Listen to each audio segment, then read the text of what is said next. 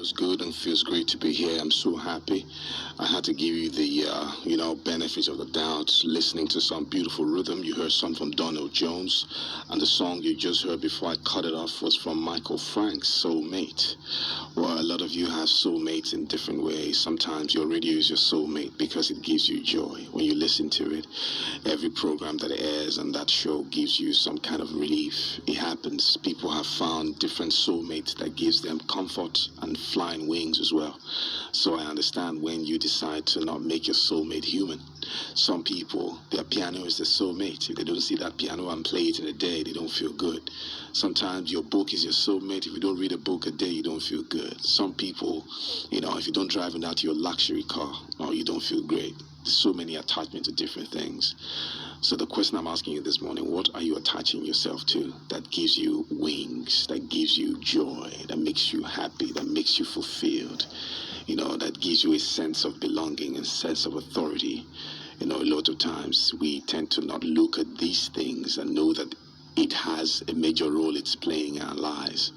All right. For some people, that shirt, if you don't wear it, you don't feel great. And that's why the shirt is faded now, because you have worn it so much that you don't want to let go. Come on. All things have passed away. All things have become new. Can't you just apply that rule sometimes and let go of some things? You have to. Okay, you have to. Well, this morning I want to quickly remind you that, regardless of the habits that is taking away your life now, you are still loved in the eyes of God. He will never abandon you because you are addicted to a particular habit. All right, I want you to know that for real. All right, I stumbled on a few research these days and I found out that humans are very quick to condemning themselves. For those of you who are so deep in masturbation, I'm telling you the truth. God has not condemned you. Don't condemn yourself. Because when you condemn yourself, that is when you continue in the act. You continue in the act because you have written yourself off that you can never change. That's one thing about this life. Once you write yourself off, that addiction becomes a constant. But when you say there is something about you that the world is yet to see, and they can't afford to see a masturbator, talk to them or pass messages to them, or become someone in life, especially in their family, especially in their environment, then you would definitely need to stop that habit because you have to strive to stop it. Yeah, I'm talking to you. Exactly. I'm talking to you. All right, I'm building up a whole lot for you to realize this. Nobody has ever told you this, right? When you write yourself off, some addictions become constant because you have made up your mind that you can never be someone. You have made up your mind that you can never be great. You have made up your mind that nothing good can come out of you. So why should I even stop the habit anyway? After all, it's giving me joy. Stop it, okay? You can't stop it. You can't. It started. Look, there is nothing that has a beginning that doesn't have an end. All you need to do is just avoid being alone, avoid pictures on your phone, avoid putting up things that would steer your mind towards that act, and you'll begin to see how your life will begin to change. Take a look at yourself in the mirror. Do you look good? You don't look good, of course, for real. And you know what masturbation does to you? It terrifies your face. You will never look cheerful. First, you are filled with so much guilt, you can never be happy. That joy that makes you robust will disappear. Why? Because you have always condemned yourself after the act all the time. It comes with a lot of condemnation because you wonder yourself, why are you doing this to yourself? That question alone has sent 1,001 cells running wild in your body. And for that to happen, oh my God, it will reflect on your face. You can never be a happy man. Never. We can never be a happy man. You need to stop it. It's a decision you have to make. Those of you who are on crack, cocaine, heroin, oh my God. Have you seen pictures of guys who are on crack before they started the act? And where they are now, you look older than your age because you have decided to commit yourself to that drug taking. Rehabilitation is not in your books because you don't want to, because you keep enjoying that act. Listen to me. I have a secret I want to share with you. When you are praying for that act to stop, remember to ask the Holy Spirit to come and help you. The Holy Spirit is the comforter. When Jesus left earth, he decided to bring the Holy Spirit to comfort us on earth. If you don't ask for the Holy Spirit, you can never get help. You wonder why I'm talking like this? A lot of us neglect the power of the Holy Spirit. Just ask for it, and it shall be given. Matthew 7:7. Seek and ye shall find. Knock, and the door shall be opened unto you. Let me tell you something again. You can never lose out in life if you have the faith to be the great man you want to be, to affect lives. We all have a stake in this world, as I always will tell you. Don't be afraid. When you write yourself off, what you are telling me is nothing good can come out of you. And the moment you come to that realization, anything that you are doing becomes a constant. Club going, lack of goals, lack of dream, lack of vision, addiction, everything follows. Why? Because you have written off yourself.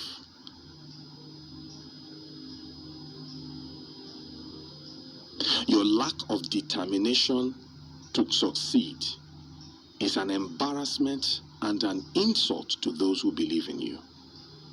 Imagine someone sitting by the corner looking at you and say, I see something in you, I don't know what it is, but I see something in you. And you are not even seeing that something in yourself. You are not even valuing yourself. You don't even know if you're good enough. You don't even see anything sparkling about your life. The X factor that is in your life, you don't even see it because you are blind to it. You have allowed your addiction to blindfold your eyes so bad that someone who is at a corner is seeing something in you but doesn't know what it is, and you don't even know what you have or what you carry. That is the greatest disease walking on earth right now, because you obviously do not even know who you are. People believe in you so much. They can defend you when you're not there. They can raise your name in meetings. They suggest your name because they know you have the capability, and you don't even see that in yourself. How pathetic, how terrible, how unbelievable, how crazy, how mad. How would you quantify that? Someone seeing you from a distance, someone who has met you, shook hands with you, says it all the time. Look, there's something about you. You're a great person. You don't even see the greatness yourself. So tell me, how would you change when you don't even see anything good about your life? A lot of you write off your lives because of the lives you have led in the past. You have led lives that are not worthy. So for that reason, you have condemned yourself by yourself. Come unto me, all ye that labor and are heavy laden, I will give you rest. He's not a man that should lie. Sometimes when I go through the ancient script and I see some of the promises Jesus made, I know Jesus would not have been drunk when he made those promises. Never. Those promises are very heavy. I kept asking myself, if promises are this strong and heavy, why is it that humanity has not caught a grip with this? It's very simple. Humanity has not even discovered themselves to know how powerful they are for them to apply the faith they need to apply for those promises to work in their lives. Instead, it's even the reverse. Sometimes it's the unbelievers that are even progressing, because the unbelievers are very direct. The unbelievers are very determined. The unbelievers have faith. And even the believers who are supposed to have faith don't even have the faith. That's why you see unbelievers prospering. They're making the money. You are there carrying the Christianity on your head, but there is nothing to show for yours. And that's quite a subject matter we need to talk about. Why do people who don't even believe in God, why are they progressing? Look at the countries that are making it in this world. Look at the countries where technology has advanced. A lot of them don't even know God. So what has brought them into such plenty, into such abundance? In Nigeria, every corner you go, there's a church. Every corner you go, there's a mosque. But look at what the state of the country is like. The leaders are so lawless. They steal without regret. The system is so porous. I'm buying data for my phone, a monthly data. I'm buying data 3-4 times in a month, and they call it a monthly data.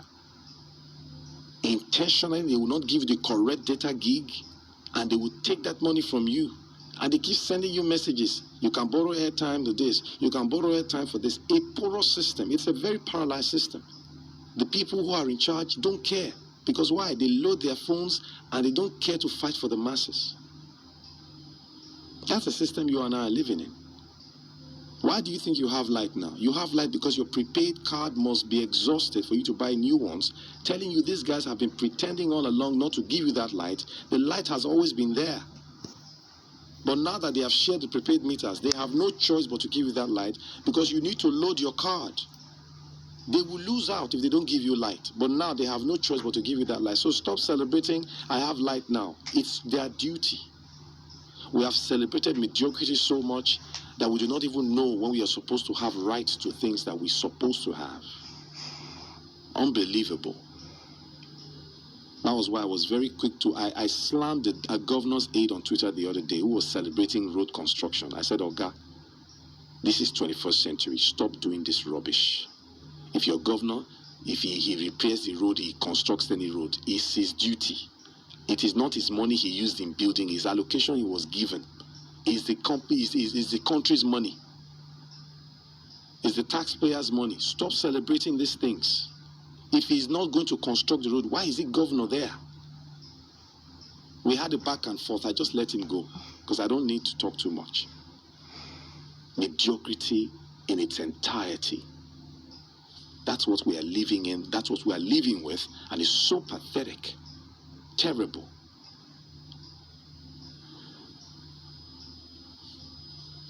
I tell you for a fact, we have work to do. And that work starts with you. So do everything you can to see yourself as that man who can move mountains. Like a quote I heard recently, it is you are the only one that can move mountains for yourself, not for anyone. Move mountains for yourself. Don't move mountains to please anybody. Do not move mountains to impress your mom or your dad. No. They have a duty, and that duty is giving birth to you into this world. You have to find your footing. Your life is like the toddler who was born once. They carry up and down. It gets to a point the toddler gets angry. I don't like being on my mother's back. Let me crawl. From crawling, the baby starts to try to stand.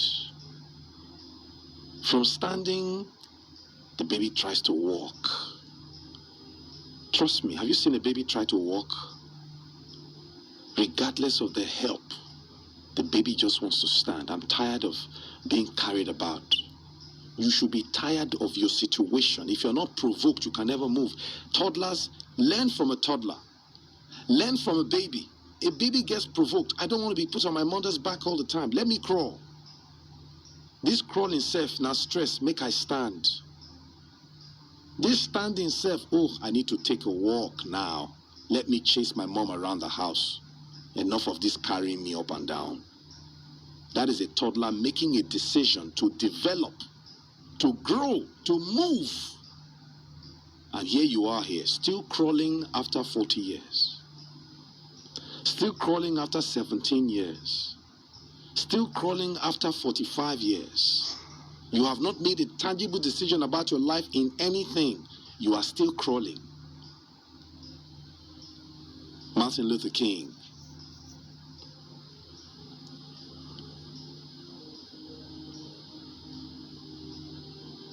If you cannot walk,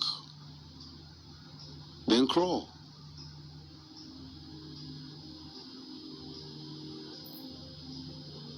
If you cannot fly, then walk. If you cannot walk, then crawl. If you cannot crawl, just keep moving. Whatever you do, just keep moving. Oh my God.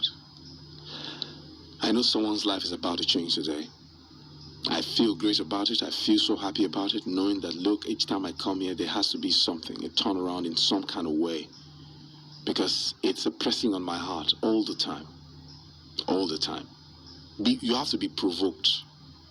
If you are not provoked, you can never make a change. I'm telling you. If you are not provoked, you can never make a change. If you cannot fly, you walk. If you cannot walk, you crawl. If you cannot crawl, whatever it is you're doing, just make sure you're moving. Just keep moving. Martin Luther King, men who have ruled this earth. They made up their minds. They provoked themselves. They challenged themselves to get to the pinnacle they got to, so that you and I can be affected. If they didn't make that decision, if they didn't discipline themselves to that level, you and I would not enjoy them today. So why are you wasting time? Why are you making yours so difficult to do? Why are you wasting your time? Why? For some of you, the moment a relationship is not working out, your life is almost ending. You want partner, of everyday partner. You have never even tried to experiment your singlehood and see what can come out of it first. You must want a partner. Because others have partners, you need to have partners. Weekend, you and your partner needs to hang out. Weekend, your partner needs to come and see you. You need to go and see your partner. Partner. This is like your third, fourth partner now, because you know the rest. Once in a while, explore your singlehood. Now that you're single, what are you going to make out of your singlehood? What are you going to do to yourself to better your life? Now that you're single, how can you concentrate? A lot of you do not know that sometimes when you are so chasing relationship, it will deny you of some personal development. Some of you ladies, you feel that if a man doesn't say hi to you, your life has ended. Have you taken time to develop yourself to see how grand you become? I have a friend who wrote Icons sometimes. She's a fashion designer as well. Whenever I speak to her, I see greatness. I see greatness in her. God damn it. The way she talks, she's so calm. Yeah, you could see she's worried. Worried because when am I going to ever get to that place of greatness that I've always wanted to attain? And there was a day I told her, I said, listen, take a step at a time. I said, you're a very good fashion designer. I see your sketches. I see your art sketches. You seem to know what you're doing. I said, look, everything will happen in God's time. And there's something about God that I know. The moment God sees you are making an effort to be great, your lines will begin to fall in pleasant places, because people who will align with your vision, God will start making you meet them. I'm telling you. You'll be shocked how God is going to work something out in your life. So don't panic. Even if you don't pass that exam, it is not the end of your life. Go and do that exam again and get it. Apparently, you want to combine your talent with your work life. You want to really be an ambitious woman, a self-made woman, well-developed. So when a man is coming, Uri Akpe, he head go correct. I love ladies with those kind of vision, so that the man would sit up. There are some men right now, they have become so lazy. The moment the woman is bringing money, they are chilling out. No time. If I don't suffer during my time, make my woman self make it suffer. A man who has that mentality can never be a man. Lie. That is why you are so scared for your wife to work. Because you think when she starts working, she will start dominating the house. When you start having such thoughts, that is when such things will even happen, because you're already nursing the thought.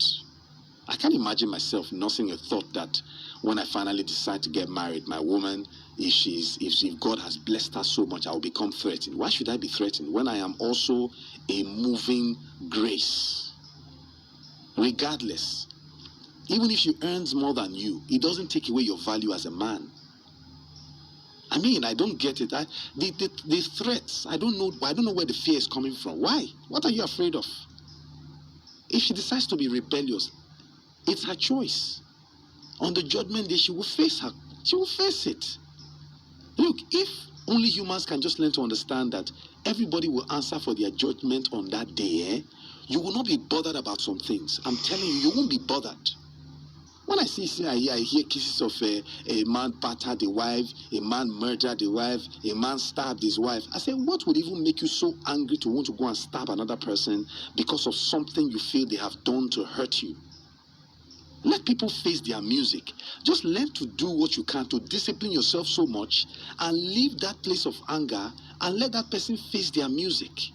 It's just, look, there is nothing as beautiful as abandoning people in the hands of God and say, God, over to you. I don't feel shout. Waka komot. It will hurt you. Yes. But if only you cannot attach yourself to that problem all the time, that is why I am always here crying for you to be self-made. Once you are self-made, there are some things that won't bother you. Imagine somebody hurt you now. You can enter your Benz and begin to stroll around town. Play your music, relax your nerves. But you are crying inside the Benz. Now you buy it with your money. No fear. When you are self-made, there are some things that will not be bothered. You won't be bothered. You care less. Imagine your partner hurt you. You are self-made. You don't go buy tickets. You don't fly, come off for Nigeria. See they do here. Don't go Dubai, go chill. Oh Lord. Now that kind of vex, I won't vex. Me say I go the vex, do the cry for pastor. Oh pastor, my life is finished. Life is finished. Your life cannot be finished because of a human being. It's because you don't have money. Once the money is talking, you cannot even. You will just call your pastor. Oh pastor, I'm leaving the country. I'll be back in 3 weeks. Oh my daughter, my son, God bless you. May you have Johnny Mercy. Yeah, I don't hear pastor. I don't come out. That's the kind of anger you should be praying for. When you are angry, travel out of the country. Go and sit down at the Maldives. Go and sit down at Bahamas. Spend 2 weeks there. Enjoy their Caribbean fruits there. Enjoy their tropical life. Take your camera, catch scene, put it on YouTube, upload traveling movement, and see how that wahala will disappear in your life. When you get pepe, some things not supposed to vex you. You don't move. Any small thing, you go dey scream. Not only you. That's why I'm always asking you to be self-made. Develop yourself. Once you develop yourself, some things will not bother you anymore. A lady will hurt you as a guy. You will be angry. How dare she? Even if you heard that your girl slept with another man, it's not for you to be angry. It just tells you that woman is not for you. It's simple as ABC. I don't know why men kill themselves over it. That's even a sign that she's not for you. If you guys finally settle down, you are in soup. So, bye-bye. Good riddance. Don't go. Continue your life development. There's nothing as beautiful as knowing your true power. And your true power lies when you discover yourself to be that ultimate man, to be that ultimate woman. Nothing will hurt you. It will hurt you, but slightly. You are a lady, a man disappoints you, you begin to cry to all your friends. A self-made lady will not be angry. A self-made lady will say, okay, now me you jilt, now me you disappoint. There's a better man for me out there. Look, once you have that mentality, nothing, look, the guy that hurt yourself, by the time he sees you, after 1 week, you have dusted yourself up, you are looking flamboyant, you are looking great, he will start to regret his life. What did I do to this girl? She's back on her feet. But when you keep showing him remorse, you are worried, you look downcast, you are so haggard, he's winning. He looks at you and says, look at her, without me she cannot survive. Look and say, no, sir, she can't dry. You are not self-made. Your self-development is weak. If you have been self-developed, you will not even allow him get to you to that point of telling people that without him you cannot survive. One with God is majority. You can never be on the minority when you are with God. How can you have a heavenly Father who created the heaven and the earth, then you allow a fellow human being to reduce you to nothing, make you feel so worried, terrible, knocks you out of your peg, gives you a disgraceful note, and embarrasses you every single moment of your life?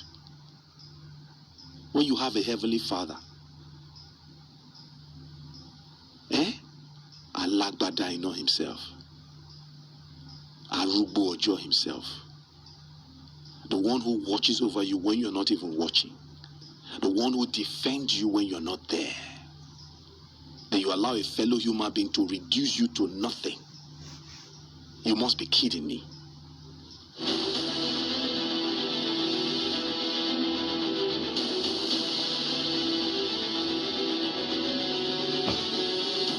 What is so difficult in self-developing yourself? What is so difficult in picking up a book and reading and learning a few things? What is so difficult in going on YouTube and learning that skill you want to learn? What is so difficult in mingling with people who are on the same journey with you to get to the top? What is so difficult in making that decision to see yourself as so important not to continue in that addiction? When you write off yourself, all other things follow. Ignorance, damage, lack of confidence, lack of self-control, lack of vision, lack of drive. Everything negative you can think of follows your decision to write